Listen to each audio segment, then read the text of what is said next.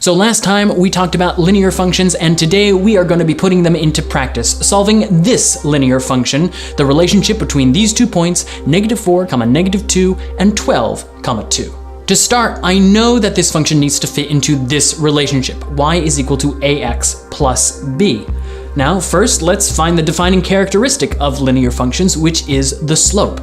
The slope of a linear function can be defined as the change in y over the change in x, also known as rise over run, or delta y over delta x. This can be rewritten as y2 minus y1 over x2 minus x1. It doesn't matter which coordinate point we choose to be x1, y1 and which we choose to be x2, y2, but it does matter that we are consistent with our choice. So let's go ahead and solve. We plug in our values, and doing a little bit of math, we find that the slope of this function is 1 over 4. We can plug that back into our initial function and find that y is equal to 1/4 x plus b. Now to find b, we plug in either coordinate point into x and y. So for instance, if we used 12, 2, we would find that 2 is equal to 1/4 times 12 plus b.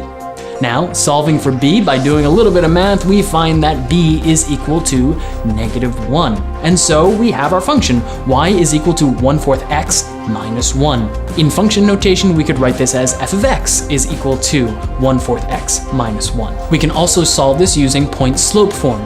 We can substitute in any value that lies on this line for h and k. So for instance, let's use 12, 2 again.